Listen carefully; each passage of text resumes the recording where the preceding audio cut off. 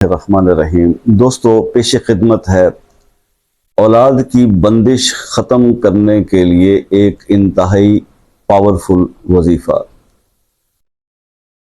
قرآن کی کچھ آیات، یہ سورہ مومن کا ایک وظیفہ ہے، اللہ کے ایک ولی کا بتایا ہوا ہے۔ اللہ کے نیک بندے جو ہوتے ہیں نا، ان کی ادا کچھ اور ہی ہوتی ہے۔ ہم لوگ جو دنیاوی لوگ ہیں، دنیا کا علم رکھتے ہیں، ہم لوگوں کی لاجکس اپنی ہوتی ہیں، جبکہ جو درویش ہوتے ہیں، جو صوفی ہوتے ہیں، جو کلندر ہوتے ہیں، ان کی رمز اور ان کی باتیں وہ بہتر سمجھتے ہیں یا جانتے ہیں۔ ہم نہیں سمجھ سکتے، ہم نہیں سمجھ سکتے۔ مثال کے طور پر کہ ہمارے لیے نا اس دنیا کے تمام معاملات جو ہے وہ زیادہ امپورٹنٹ، ہماری دنیا ہمارے دل سے نہیں نکلتی، ہماری دنیا ہمارے دل سے نہیں نکلتی۔ وہ ایک بار ایک فقیر جو ہے نا، وہ ایک فقیر تھا، درویش تھا، ایک فقیر درویش کے پاس گیا۔ وہ درویش اس کا پیر تھا فقیر کا۔ فقیر کہتے ہیں جو گلی گلی بھیک مانگتے ہیں، کاسا لے کے پھر رہے ہوتے ہیں۔ تو وہ اپنے پیر کے پاس گیا نا، تو وہ دیکھا اس نے کہ مخمل کے خیمے لگے ہوئے ہیں اور قالین بچھے ہوئے ہیں اور بڑا مخمل کا تکیہ لگا کے درویش جو ہے وہ آرام فرما رہا ہے۔ تو جب فقیر اس کے پاس گیا نا، تو اس نے یہ حالات دیکھے۔ اس نے کہا، مرشد، ہم تو آپ کو اللہ والا سمجھ کے، اور مطلب ہے کہ آپ درویش ہیں اور مٹی ہو، آپ یہ معاملات تو دنیاوی ہیں، مطلب آپ تو عیش و آرام اور یہ چیزیں۔ تو اس نے کہا، اس کو چھوڑیں مرشد، میرے ساتھ چلیں، آئیں چلیں، گلی گلی رولتے ہیں، اللہ کے نام پہ مانگتے ہیں۔ اب وہ اپنے پیر کو چیک کر رہا تھا اس درویش۔ اب درویش نے کیا کیا؟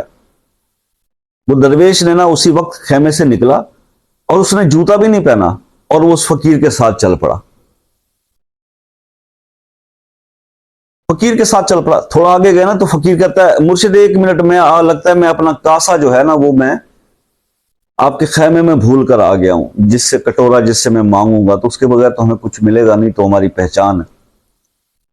تو وہیں درویش نے اس کو یہ کہا کہ بس یہ فرق ہے تجھ میں اور مجھ میں، جب تو نے مجھے نکلنے کے لیے کہا، دنیا کو چھوڑنے کے لیے کہا، تو میری دل میں ایک لمحے کے لیے بھی وہ قالین، وہ مخمل، وہ تکیے، وہ چیزیں وہ آرام نہیں رہے۔ میں جوتے بغیر تیرے ساتھ چل پڑا، کیونکہ مجھے ان چیزوں کو میں دل سے نکالے ہوئے مجھے عرصہ ہو گیا۔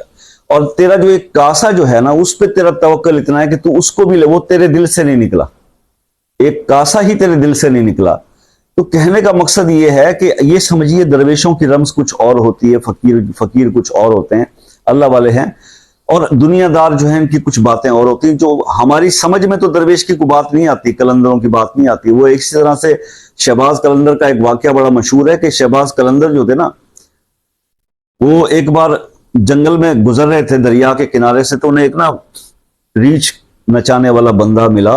اس دور میں ان کو بھی کلندر کہا کرتے تھے۔ تو آپ نے پوچھا، ہاں بھائی کون ہو تم؟ اس نے کہا، جی میں کلندر ہوں، یہ بندر یہ اپنا ریچھ نچاتا ہوں اور پیسے کماتا ہوں۔ اس نے کہا کہ اچھا تماشا دکھاتے ہو؟ ہم نے کہا ہاں۔ اس نے کہا، اب ریچھ والے نے پوچھا، حضرت آپ کون ہیں؟ اس نے کہا میں بھی کلندر ہوں۔ شہباز کلندر بولے، میں بھی کلندر ہوں۔ اچھا، انہوں نے کہا آپ بھی کلندر ہو تو پھر اپنا کوئی تماشا دکھائیں مجھے، مطلب کوئی کیا کر سکتے ہیں آپ کے پاس تو ریچھ بھی نہیں ہے اور وہ ڈگڈگی بھی نہیں ہے، آپ کلندر کیسے ہو گئے؟ کلندر نے کہا صبر کر۔ سامنے ایک درخت تھا دریا کے نا، اس کی شاخیں نا یوں دو تنے کے ساتھ یوں پھیلی ہوئی تھی۔ تو کلندر نے شہباز کلندر نے اس ریچھ والے کو، بابے کو کہا کہ یہ جو دیکھ رہا نا درخت، اس کے اندر سے گزر کے پار ہو جا، اور ایک بات یاد رکھی، واپس نہ آئی۔ میں کہا اچھا دیکھ لیتے ہیں کیا تماشا دکھاتا ہے یہ بندہ۔ اس نے رکھا اپنا ریچھ اور اپنی ڈگڈگی، اور وہ درخت کے تنوں کے پیچھے میں سے گزر کے دو شاخوں میں سے دوسری طرف چلا گیا۔ اب وہ جیسے ہی دوسری طرف گیا نا تو وہاں منظر ہی بدلا ہوا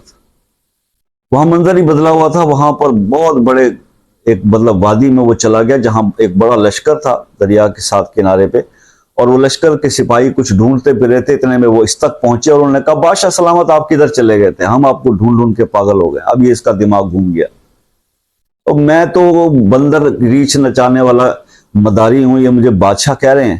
خیر اس نے کہا دیکھتے ہیں۔ اب انہوں نے پکڑ لیا بادشاہ کو، لے کے چلے اور وہاں خیمے میں لے گئے، اس کو پوشاک پہنا کے اس کو محل کی طرف لے گئے۔ اب جب وہ اس کو محل کی طرف لے کر گئے، محل میں لے کے گئے، تو وہاں मलिका बैठी हुई थी उसकी, उसने उसको कहा कि आप सरताज कहाँ चले गए थे, हम सब आपको ढूंढ ढूंढ के वो हो गए, ख्वार हो गए। तो अब ये मामला उसकी समझ में नहीं आ रहा था। खैर वो उसने कहा कि ये अब मुझे कोई ख्वाब ही लग रहा है या पता नहीं उस अल्लाह के वली की कोई करामत है, मेरा तो जिंदगी और माहौल ही बदल गया, बस अब फिर यहीं रहेंगे, अब इसी तरह जिंदगी बसर होगी। ये सोचकर वो गया, उसने गुसल वसल किया, महल में अपना शाही पोशाक पहना, ताज पहना और दरबार के मामला देखने के लिए आ गया दरबार में।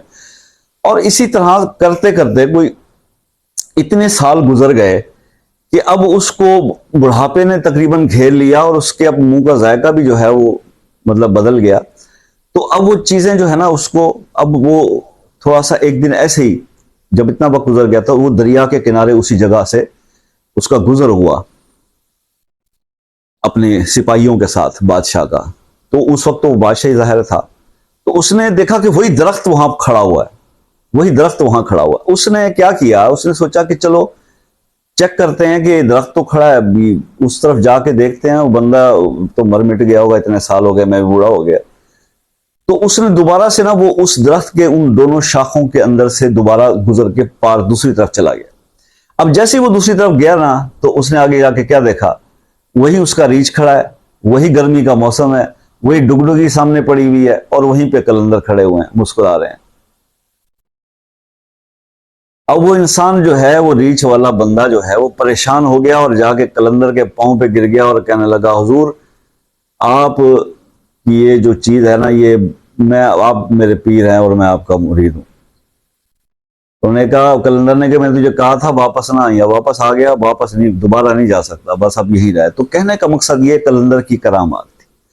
औलिया कराम के पास ये करामात होती है, ठीक है, अंबिया के पास मोइज़ात होते हैं। तो कहने का मकसद ये है कि ये वलियों के बताए हुए अमाल हैं, कुछ चीज़ें हैं जो कुरान की आयत हैं, आपसे शेयर करते हैं।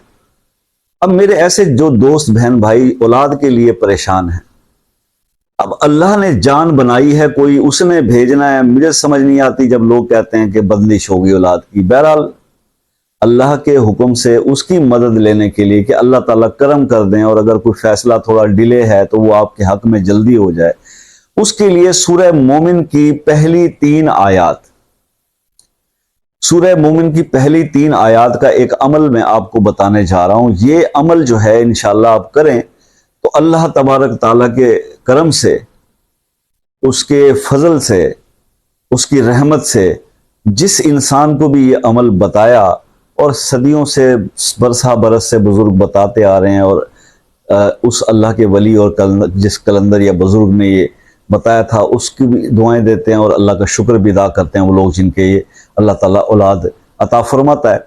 आपने करना सिर्फ ये है कि किसी भी वक्त में, किसी भी नमाज के बाद, फजर के बाद कर लें, जोहर के बाद कर लें, असर के बाद कर लें, मगरिब के बाद कर लें, चाहे इशा के बाद कर लें, आपने 70 बार आयतुल कुर्सी पढ़नी है। ये मियाँ भी कर ले, बीवी भी कर ले, दोनों में से कोई एक कर सकता है। तो 70 बार आयतुल कुर्सी पढ़ लें और 313 बार आपने सूरह मोमिन की पहली 3 आयत हामीम से लेकर इलल मसीर तक, ये 3 आयत आपने 313 बार पढ़नी है और पानी पर दम करके रोज पीनी है। 3 महीने का यह अमल है। इंशाअल्लाह इसी 3 महीने के बाद जब आप दोबारा कभी चैनल पे आए और वीडियो देखें तो कमेंट करके बताइएगा कि अल्लाह ताला ने आपको किस तरह से नवाज दिया।